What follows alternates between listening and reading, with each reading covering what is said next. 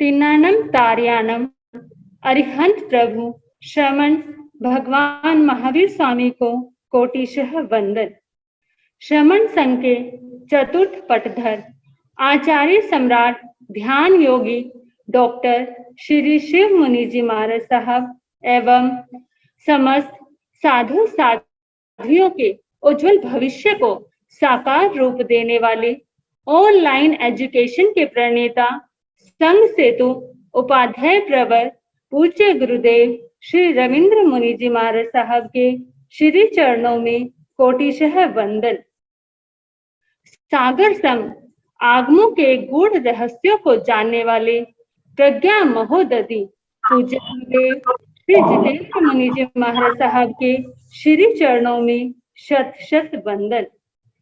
इस ऑनलाइन आगम परिषद में पधारे हुए सभी साधु वृंद एवं रत्नाधिक साध्वी वृंद के श्री चरणों में कोटिशः वंदन नमन एवं सुख साता पृच्छा। उपस्थित सभी श्रोताओं का हार्दिक अभिनंदन।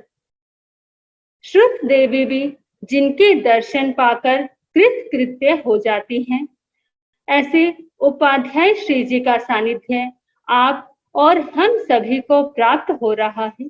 यह हमारा सौभाग्य है कि गुरुदेव निश्चल भाव से हम सभी पर ज्ञान वर्षा कर रहे हैं। इसके लिए हम गुरुदेव के आभारी हैं। अक्षर अक्षर हमें सिखाते, शब्द शब्द का अर्थ बताते, जिन वाणी का सार बताते, विनम्र सरल सरस्वती पुत्र कहाते, ऐसे गुरुदेव की आज प्रत्यक्ष वंदना का लाभ ले रही हैं। पानीपत में स्थिर वास में जो विराजमान है, शासन प्रभाविका उपप्रवर्तनी महासाध्वी श्री कैलाशवती जी महाराज साहब की सुशिष्या संयम सिद्धेश्वरी उपप्रवर्तनी महासाध्वी श्री कुसुम प्रभा जी महाराज साहब।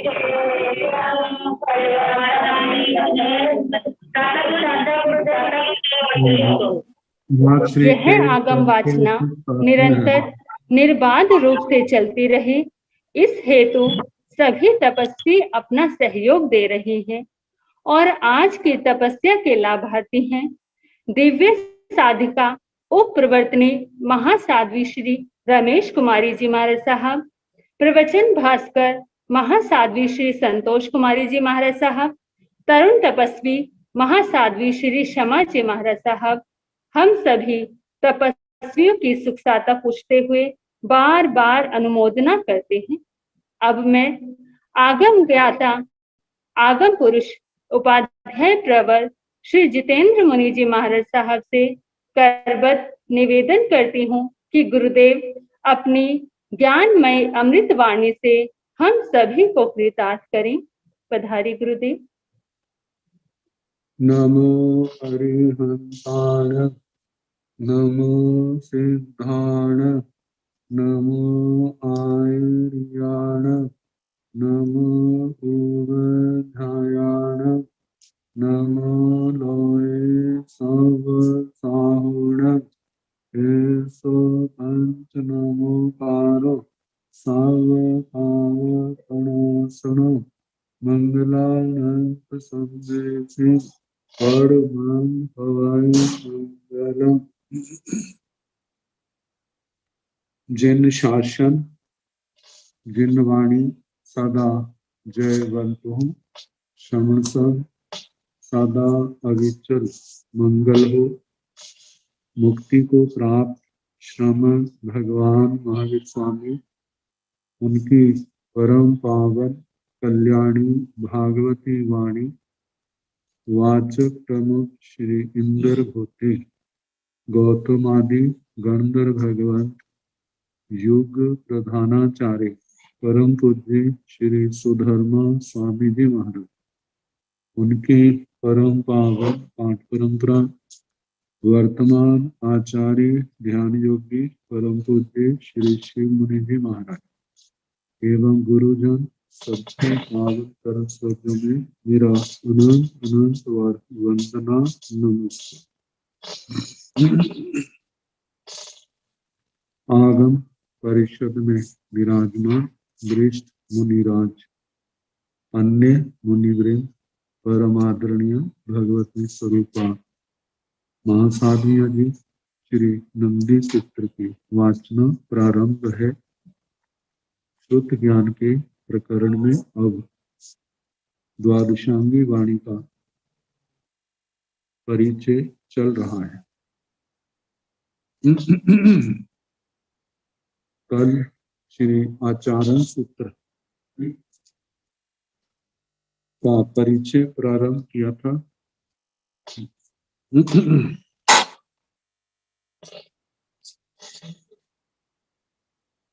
5 प्रकार का आचार तन जहा नाना यारे दंसना यारे चरिता यारे तवा यारे वीरिया यारे। जैसे कि ज्ञानाचार दर्शनाचार चारित्राचार तपाचार और वीर्य आचार, इन 5 में से ज्ञान और दर्शन के 8 भेद सुना दिए थे।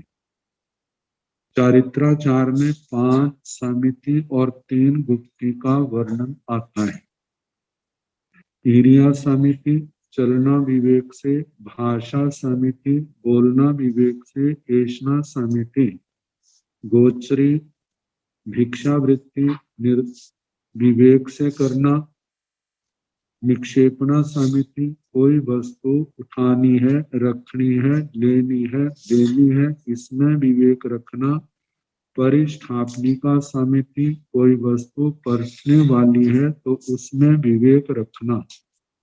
मन गुप्ती वचन गुप्ती काय गुप्ती मन वचन काया को जितने आरंभ समारंभ आदि क्रियाएं हैं उनसे बचा के रखना।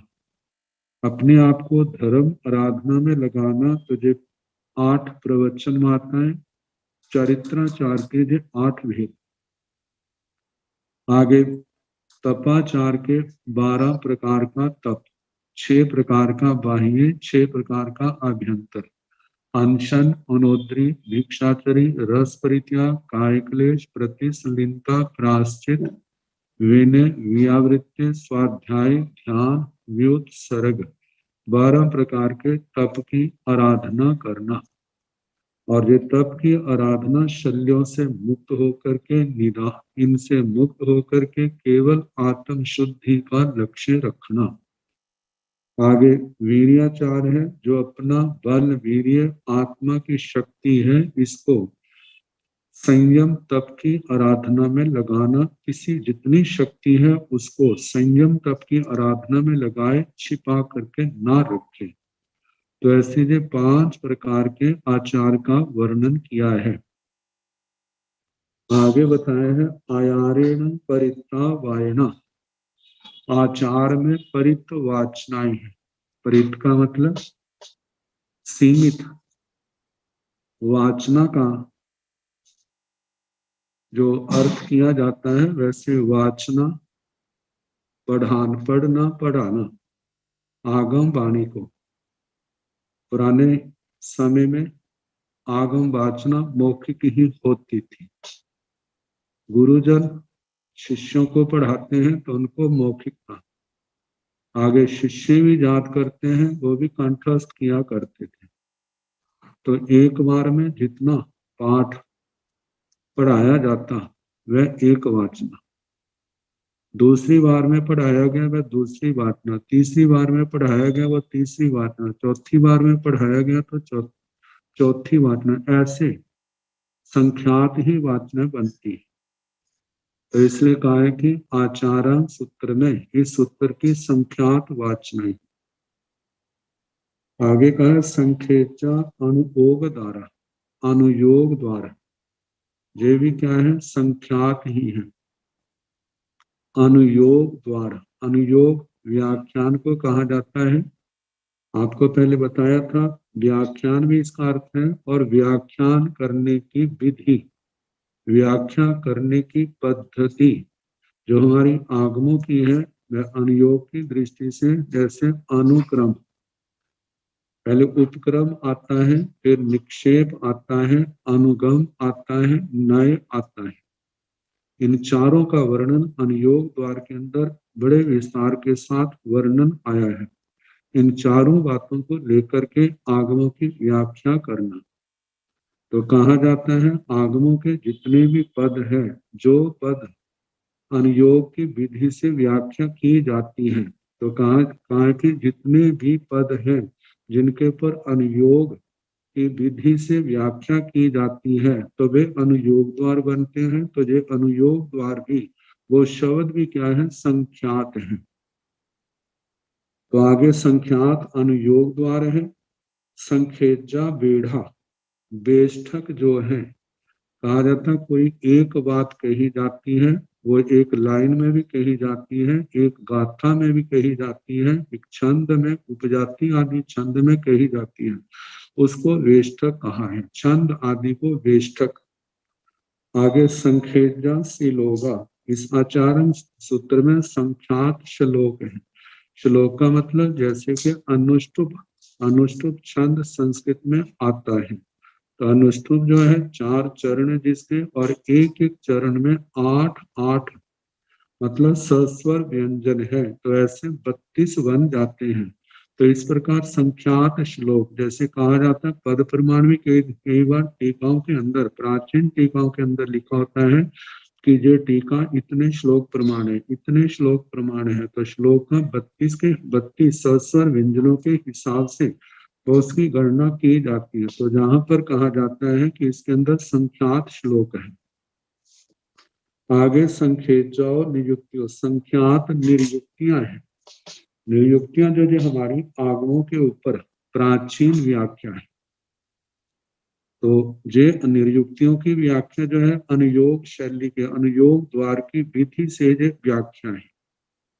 तो जिस समय पहले आचार्य उपाध्याय आदि पढ़ाया करते थे, तो पढ़ाते समय पर एक एक शब्द को लेकर के जो शब्द जो अनुयोग की दृष्टि से व्याख्या मांगते हैं, उनकी व्याख्या कर देते थे। और उसके साथ ये व्याख्या याद रहे इसलिए गाथाओं का निर्माण कर देते थे। तो ऐसी गाथाएं जो हैं, जो अनुयोग, जिनके अंदर अनुयोग द्वार सूत्र की विधि से व्याख्या की गई है, तो ऐसी संख्यात नियुक्तियां हैं। तो पहले तो मौखिक चलती थी, आने वाले समय में ये नियुक्तियां जो है लिपिबद्ध की गई। तो जिसका जो आखिरी रूप हमारे सामने आता है, तो जो इतिहास के अनुसार कहा जाता है, द्वितीय आचार्य श्री भद्रबाहु स्वामी जी महाराज द्वितीय, ये लगभग भगवान महावीर स्वामी के निर्वाण की 11वीं शताब्दी में इनका वर्णन आता है। तो 11वीं शताब्दी में इन्होंने नियुक्तियों को अंतिम रूप दिया। पहले भी थी, पहले भी आचार्यों ने बनाई, लेकिन उन सब का जो उनके पास थी वो उन पूर्व की भी ली और वर्तमान स्वयं भी निर्मित की। तो जो था उन्होंने वो लिपिबद्ध किया। तो कहा जाता है ऐसी जो नियुक्तियां हैं वे भी संख्यात हैं। परिवत्तियों, प्रतिपत्तियां, प्रतिपत्तियां एक प्रकार से अधिकार आते हैं। जिसके अंदर अर्थ का प्रतिपादन किया जाता है, ऐसे ही प्रकरण है तो वो भी संख्यात है। आगे सेण अंगठ्याय पढ़ में अंगे, अंगों में जो श्री आचार्य सूत्र जो है प्रथम अंग है, द्वादशांगी वाणी में इसका प्रथम स्थान है, क्योंकि कहा जाता है कि साधु के लिए सबसे प्रमुख आचार की प्रधानता है। तो आचार साधवाचार है तो साधु है, यदि साधवाचार नहीं है तो साधुपना नहीं। वर्तमान में देखते हैं कितने श्रावक श्राविकाएं भी बहुश्रुत होते हैं, आगमों के पारगामी होते हैं, लेकिन वो पूर्ण आचार नहीं होता। साधु जीवन में आचार की प्रमुखता है, तो इसलिए कहा जाता है कि सबसे पहले आचारण सूत्र ही इसका वर्णन किया गया। तो इसलिए कहा है कि आचारण सूत्र जो है अंगों की दृष्टि से प्रथम अंग है। दो सूय खंदा, इसके दो श्रुत स्कंद है, दो स्कंद समूह को कहा जाता है। श्रुत स्कंद, श्रुत के स्कंद, तो इसमें स्कंद जहां पर अनेक अध्ययनों का समूह, तो प्रथम स्कंद जो है वो 9 अध्ययनों का समूह है, उसके अंदर 9 अध्ययन है।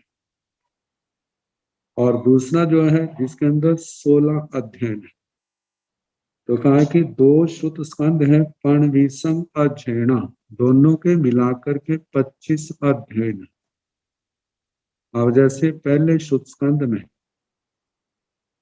शस्त्र प्रज्ञा, लोक विजय, शीतोष्णीय, सम्यक्त्व, लोक सार, धूत, महाप्रज्ञा, विमोक्ष, उपधान, शुद्ध, जो 9 अध्ययन है। और उसके आगे दूसरे स्कंद में पिंडेशना आदि जो 16 अध्ययन है।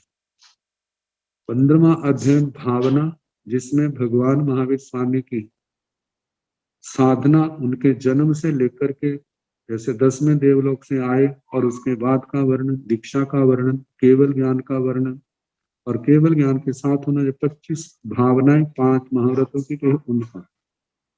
और 16वां अध्ययन जो है जिसका नाम विमुक्ति है, कुछ गाथों के अंदर बड़ा सारगर्भित उपदेश दिया गया। तो ऐसे 25 अध्ययन है। 85 उद्देशन काला, 85 उद्देशन काल है, और 85 समुदेशन काल है, 85 ही समुदेशन काल है, 80 और 5 उद्देशन काल। ऐसा कहा जाता है कि शिष्य गुरुजनों से पूछता है कि भगवान मैं कौन सा आगम पढ़ूं, तो गुरुजन निर्देश देते हैं कि फलाना आगम पढ़ो। तो पहली बार के पूछने को उद्देशन काल कहा। दूसरी बार फिर उसने पूछा इस आगम का कौन सा अध्ययन पढ़ो, कौन सा उद्देशक पढ़ो। इस दूसरी बार के पूछने को समुदेशन काल कहा। तो कहा है कि इस प्रकार 85 ही उद्देशन काल है, 85 ही इसके समुदेशन काल है। तो ये जो है उद्देशक के हिसाब से कहे हैं जितने उद्देशक हैं। जैसे पहले अध्ययन में आचार्य श्री आचार्य सूत्र के प्रथम स्कंद के पहले अध्ययन में 7 आते हैं, दूसरे में 6 आते हैं, सबका अलग अलग वर्णन है। तो जितने सारे मिलाकर के जो 85 की संख्या बनती है। तो जितने उद्देशन काल है उतने समुदेशन काल है। 18 सहस्राणी पयज्ञ, 18,000 इसका पद प्रमाण है। पद प्रमाण की जो परिभाषा है अनेक प्रकार से मिलती है। पहला पद उस शब्द को दिया है जिसमें से कुछ अर्थ निकलता है, उस शब्द को कहा है जिसमें से अर्थ निकलता है। दूसरा संस्कृत के व्याकरण के अनुसार सुप तिगंतम पदम, जिस शब्द के साथ सुबंत सुप प्रत्यय लगा है या तिंग प्रत्यय लगा है उस शब्द को पद प्रमाण कहा है। तीसरा जो कहा है गाथा का चरण, जैसे जैसे एक गाथा है उसका एक चरण, जैसे एक गाथा के अंदर 4 चरण होते हैं तो एक चरण को पद कह दिया। और चौथा जो है समासांत पद। समासांत पद वह होता है जिस समय मतलब कि कम से कम 2 शब्द तो होंगे ही, क्योंकि समास का मतलब संक्षेप। 2 शब्दों का संक्षेप, और उससे ज्यादा देखा जाए तो कई शब्दों का संक्षेप हो सकता है, और उन शब्दों को इकट्ठा करके व्याकरण के नियमानुसार एक विभक्ति आखिर में लगा दी जाती है, तो वो समासांत पद है। तो ऐसे 4 प्रकार के पद कहे हैं। तो लेकिन जहां पर कौन सा पद लेना, तो जहां पर व्याख्याकार आचार्यों ने कहा है, आचार्य श्री आत्माराय ने पूर्व आचार्यों का रेफरेंस देते हुए कहा है कि जहां अर्थ की उपलब्धि हो उसी शब्द को जहां पर पद के रूप में लेना। तो ऐसे कहा कि 18,000 पद प्रमाण इस आचारंग सूत्र का है। संखिज्जा अक्षरा इसके संख्यात अक्षर है। संख्यात अक्षर जैसे वर्णमाला के अक्षर हैं, इन सभी व्यंजनों को, स्वरों को मिलाया जाए तो संख्या जो है संख्यात ही बैठती है, असंख्यात नहीं। जहां तक कि केवल आचारण क्या, जितनी द्वादशांगी वाणी के शब्द हैं वो सारे के सारे संख्या में ही है, संख्या से अतीत नहीं है।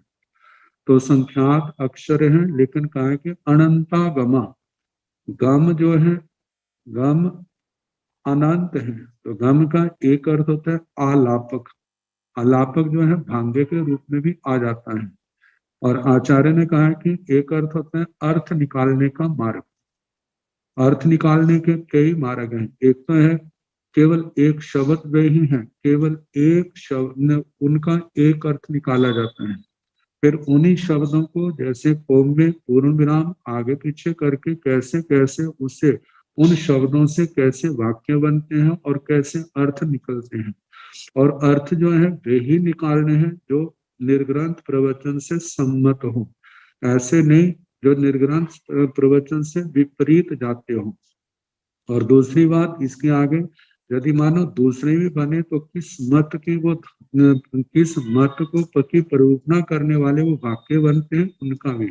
तो कहा जाता है कि प्राचीन काल में बुद्धि, चारों प्रकार की बुद्धि के धनी होने के कारण से, सूक्ष्म प्रबल होने के कारण से, समय भी बहुत होने के कारण से वे जो है इसी प्रकार अनुप्रेक्षा में लगे रहते थे, जिसके कारण से कुछ शब्दों के भी कितने कितने अर्थ निकाल दिया करते थे। वाक्य वही है, लेकिन जैसे भांगे से, मतलब कि जैसे 2 शब्दों का है उसके कितने भांगे बनते हैं, 4 बन जाते हैं, 3 के अपने बन जाते हैं। जैसे आनुपूर्वी में 5 के 120 बन जाते हैं, और 6 के जो है उसको 6 से गुणा करें तो उससे आगे कितने गुणा बढ़ते जाते हैं।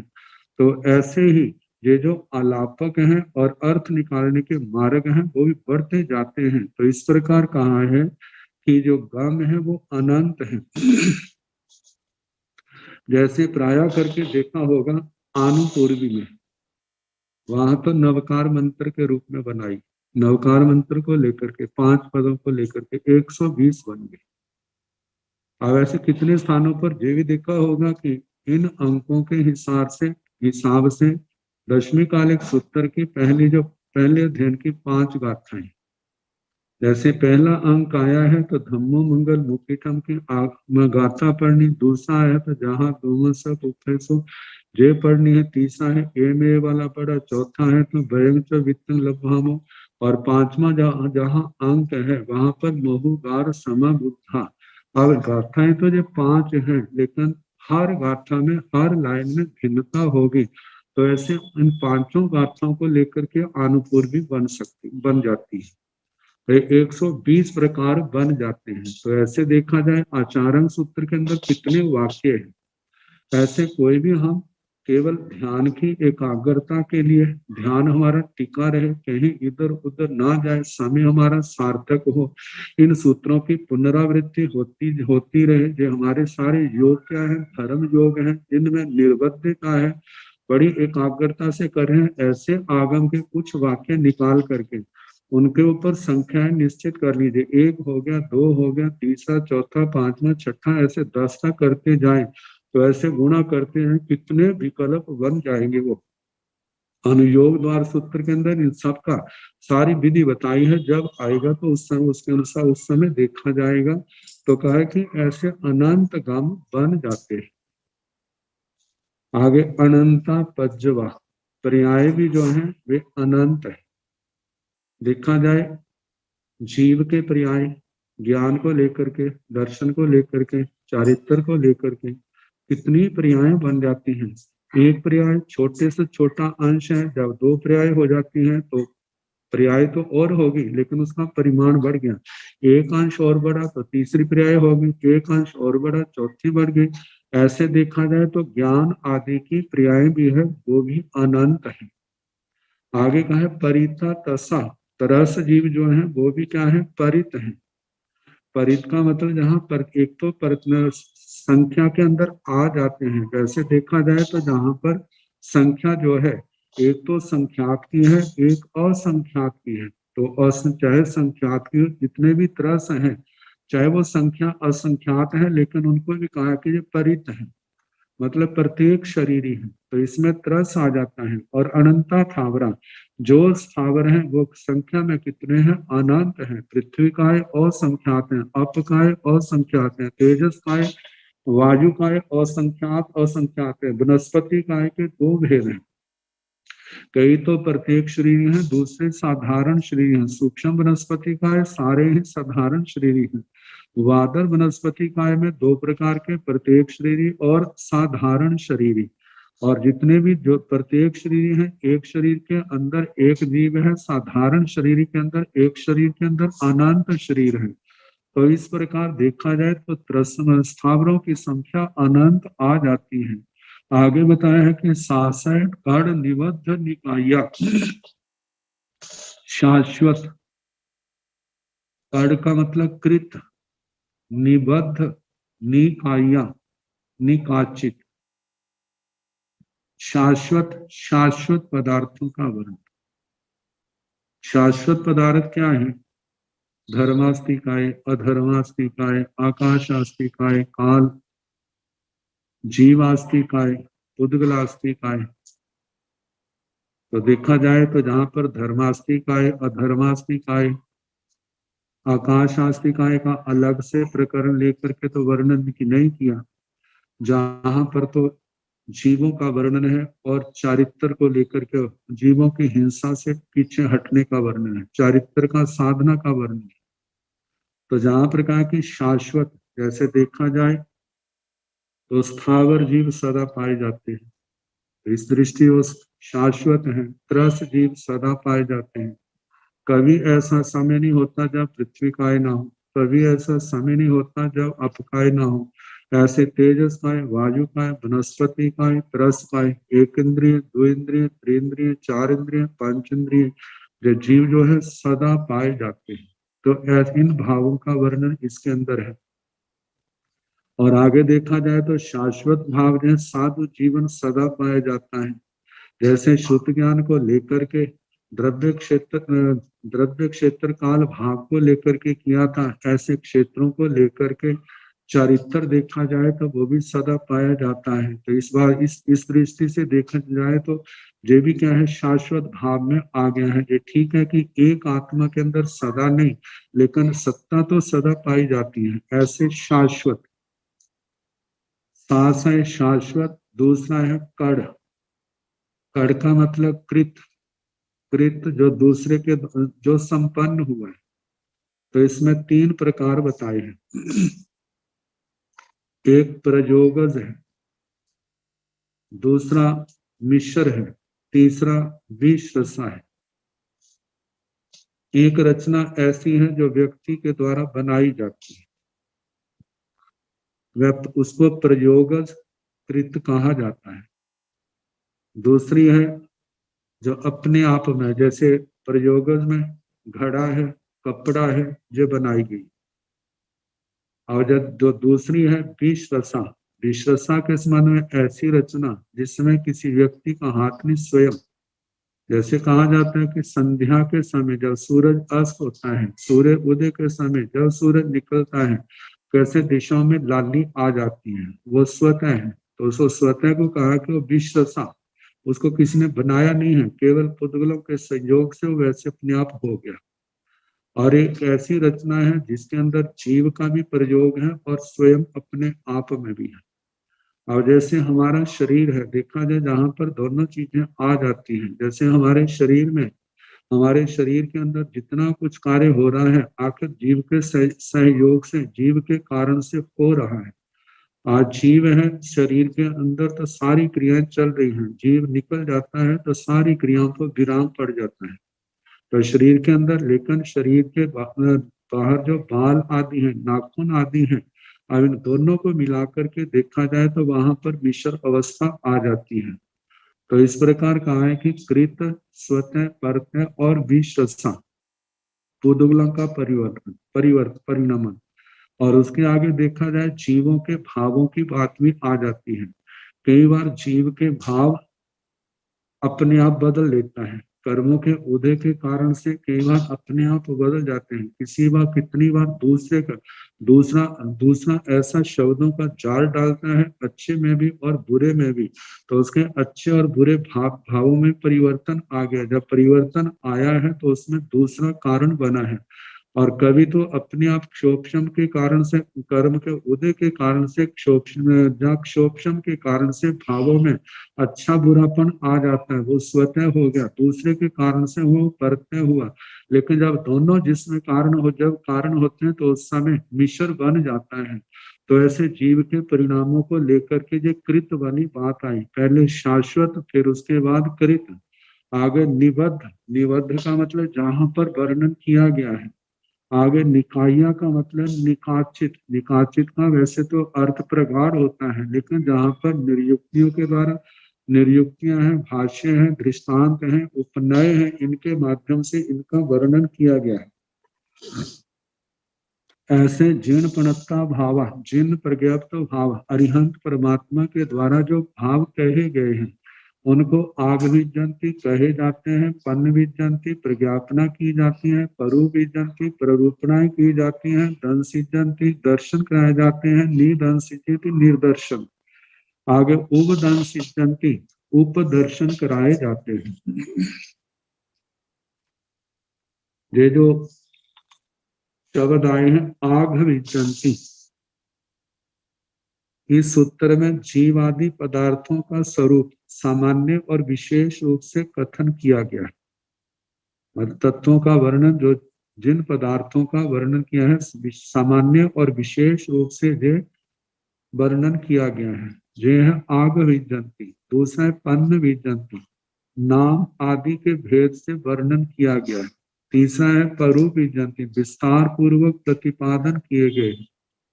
ये पदार्थ धन सिजंती, उपमा उपमेय के द्वारा, जहाँ पर उपमा और उपमेय काव्य के द्वारा जिनका प्रदर्शन किया गया, वर्णन किया गया है। निदान सिजंती, जहाँ पर हेतु और दृष्टांतों का से वस्तु तत्व का विवेचन किया गया है। उपदान सिजंती, इस प्रकार सुगम रीति से वर्णन किया है जिससे शिष्य के बुद्धि में अधिक शंका पैदा न हो और उसका मतलब समाधान हो जाए। इस प्रकार ये जो शब्द है आग विजंती, पन्न विजंती, परु विजंती, दन सिजंती, निदान सिजंती, उदन सिजंती, ये शब्द जो है लेकिन 12 के 12 अंगों में इनका वर्णन आएगा।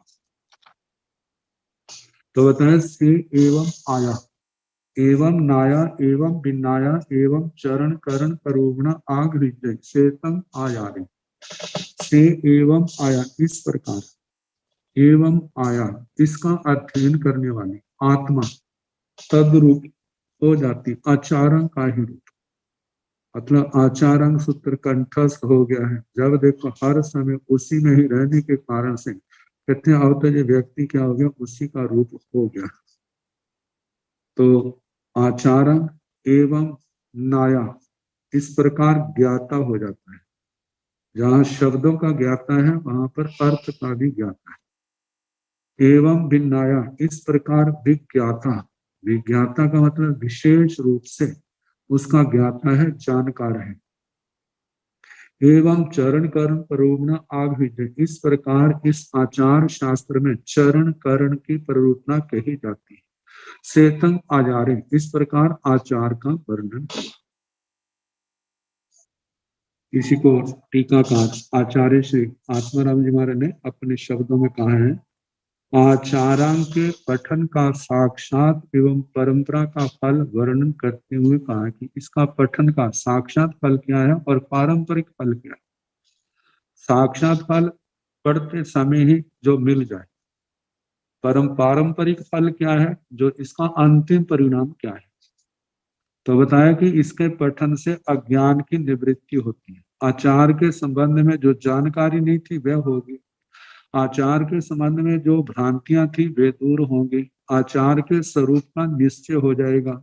ये साक्षात फल है, यह साक्षात फल है। तदनुसार क्रियानुष्ठान करने से आत्मा तद रूप अर्थात ज्ञान विज्ञान रूप हो जाता है, वैसे आचार का रूप बन जाता है। पूर्ण रूप से वो आचार निष्ठ, फिर आगे उन भावों का पूर्ण ज्ञाता और विज्ञाता हो जाता है। इस प्रकार उक्त सूत्र में चरण करण की प्ररूपणा की गई। चरण करण, चरण का मतलब मूल गुण महाव्रत आदि, और करण का मतलब अविग्रह आदि उत्तर गुण रूप जो है, इनका वर्णन किया गया है। कर्मों की निर्जरा, कैवल्य प्राप्ति, केवल ज्ञान की प्राप्ति, गणघाती कर्मों का विनाश, सर्व दुखों से सर्वथा और सदा के लिए मुक्त हो जाना, और वह क्या है, अपुनरावृत्ति सिद्ध गति को प्राप्त होना। इस शास्त्र के पठन पाठन का जो परंपरागत फल है, मतलब सिद्ध गति को प्राप्त करना। आखिर में आत्मा कहाँ पहुंचेगी, संसार के 24 दंडकों की यात्रा को पार करके वो अवस्था जिसकी आदि है लेकिन अंत नहीं, उस शाश्वत सिद्ध अवस्था की अनंत समाधि की प्राप्ति हो जाएगी, जिसके बाद उसका अंत नहीं है। तो इस प्रकार श्री आचार्य सूत्र का वर्णन हुआ। अब दूसरा अंग है श्री सूत्र कृतांत। से किंतन सूय गड़े, सूय गड़ेण लोये सुइज्जई, अलोये सुइज्जई, लोया लोये सुइज्जई, जीवा सुइज्जन्ति, अजीवा सुइज्जन्ति, जीवा जीवा सुइज्जन्ति, ससमय सुइज्जई, पर समय सुइज्जई, ससमय पर समय सुइज्जई, सूय गणेन असीयस क्रिया वाई सयस चौरासीय अक्रिया वाई अक्रिया वाइण सतठ्य अन्नाण्य वाइण बत्तीसाय वेणय वाइण तीणहं ते सट्ठाणं पासंडिय सयाण बूहं किच्चा ससमय ठा विजयी। सूय गणेन परिता वायना संखिज्जा अनुओग दारा संखिज्जा बेढ़ा संखिज्जा सीलोगा संखिज्जाओ निजुत्तियो संखिज्जाओ परिबत्तियो सेण अंगठ्याय बीये अंगे दो सूय खंडा तेविसं अध्ययना तित्तिसं उदेशन काला तित्तिसं समुदेशन काला छत्तीसं पय सहस्राणि पयज्ञेन संखिज्जा अक्षरा अनंता गमा अनंता पज्जवा परिता तसा अनंता थावरा सासय कड़ निबद्ध निकाया जीर्ण पनत्ता भावा आग विजंती पन्न विजंती परु विजंती धन सिजंती निधन सिजंती ओवधन सिजंती से एवं आया एवं नाया एवं विनाया एवं चरण करण परूवणा आग विझाई सेतम सूय गड़े।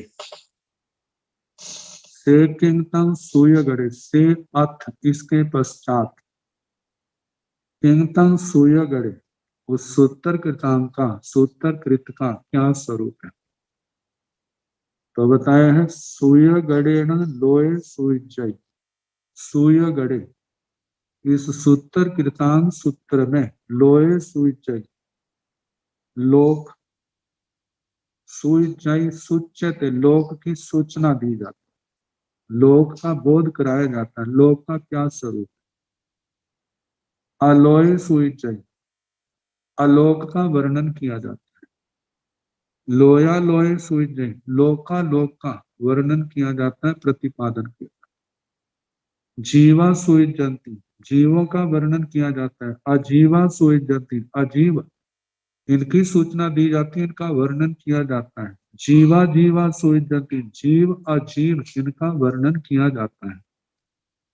ससमय सुइज्जई, स समय का स्व समय, स्व समय, स्व अपना समय सिद्धांत, जैन सिद्धांत का वर्णन किया जाता है।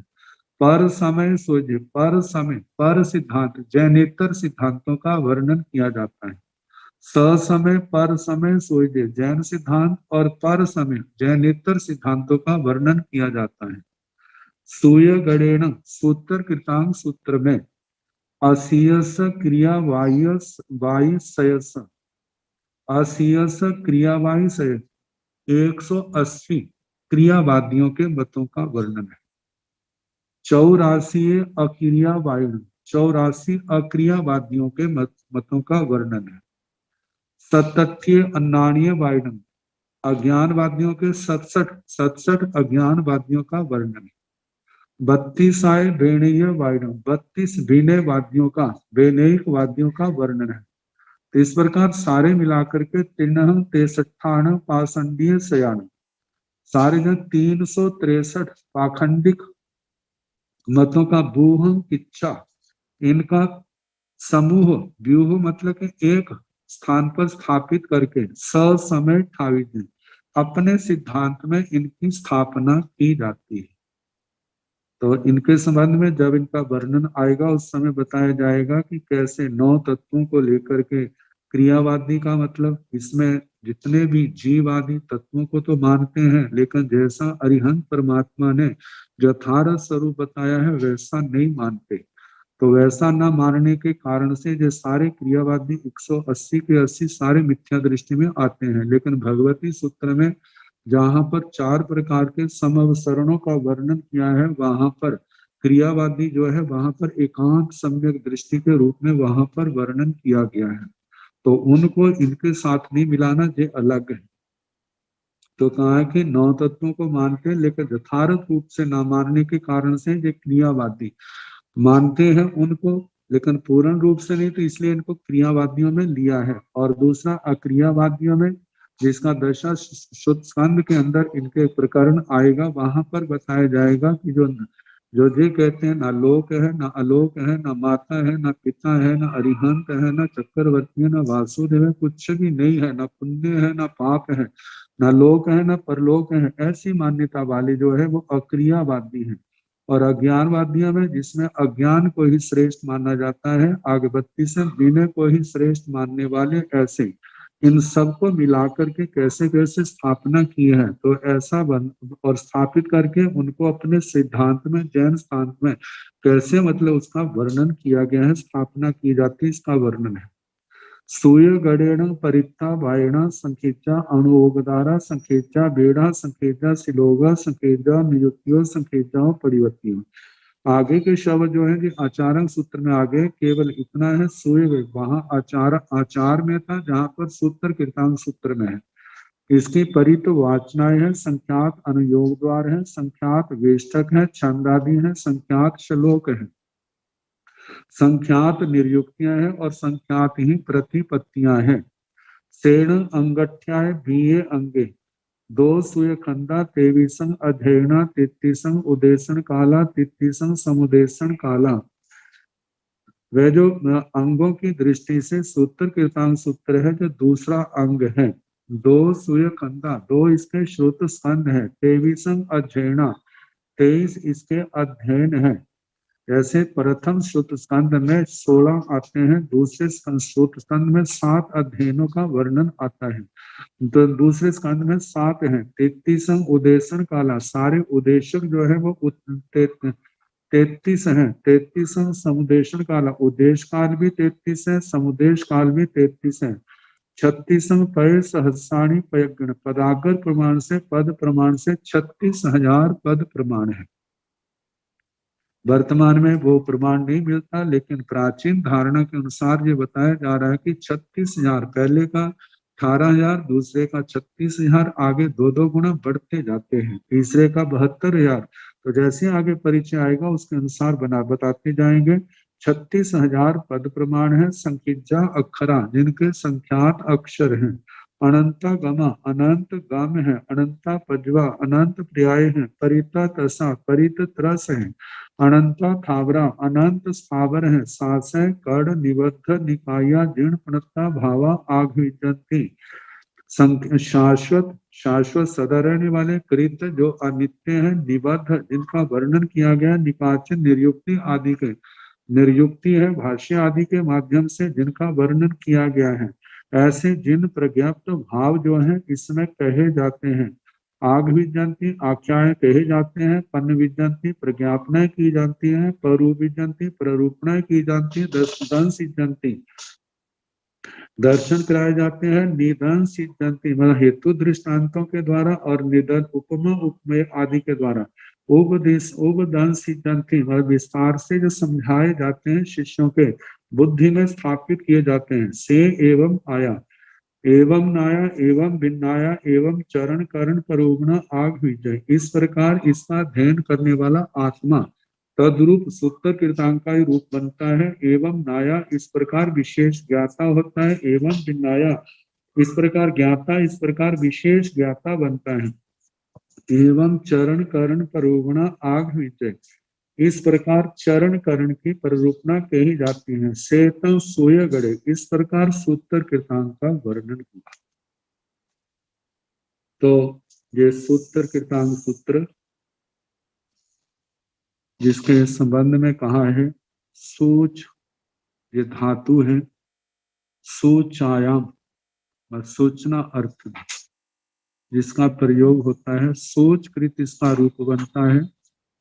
और प्राकृत में सोयगढ़, सो तो वैसा रहा, च का जहां पर लोप कर देते हैं, ज की श्रुति कर देते हैं, वैसे प्राकृत आर्ष प्रयोग है, क्योंकि प्राकृत भाषा में जहाँ ज का आगम होता है तो उसके पूर्व में बाद में अवर्ण होना चाहिए, लेकिन जहाँ बाद में तो है तो पहले तो नहीं है।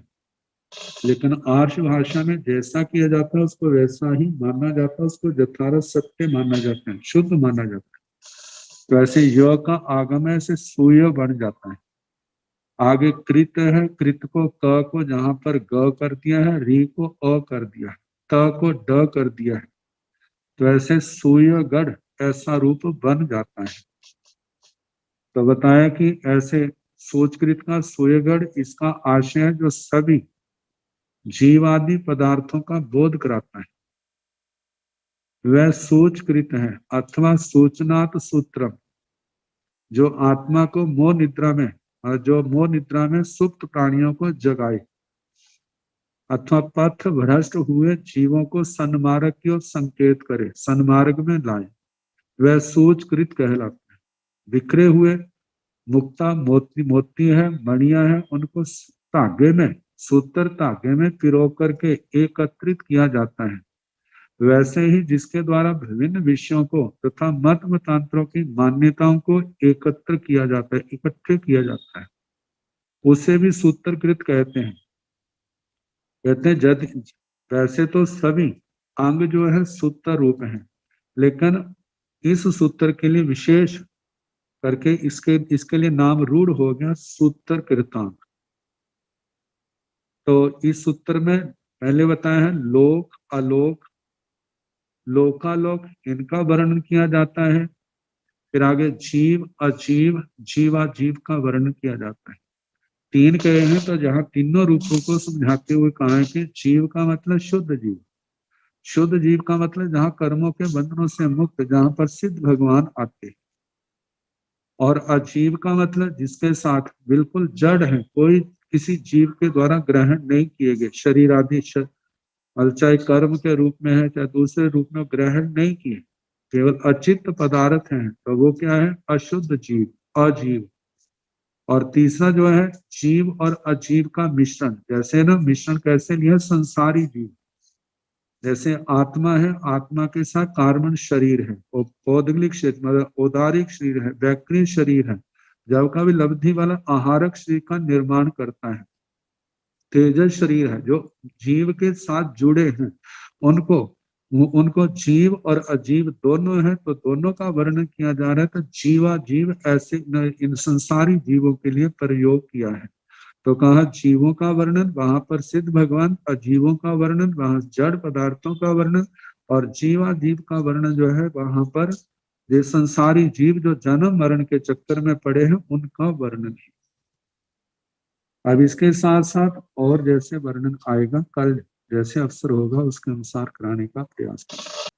नमो अरिहंताण, नमो सिद्धाण, नमो आयर्याण, नमो ऊर्ध्वयाण, नमो लोये संसारण येषु पंच नमोकारो सर्वपावपनाशनो मंगलानंद सम्मेषे परमं भवै मंगलम्।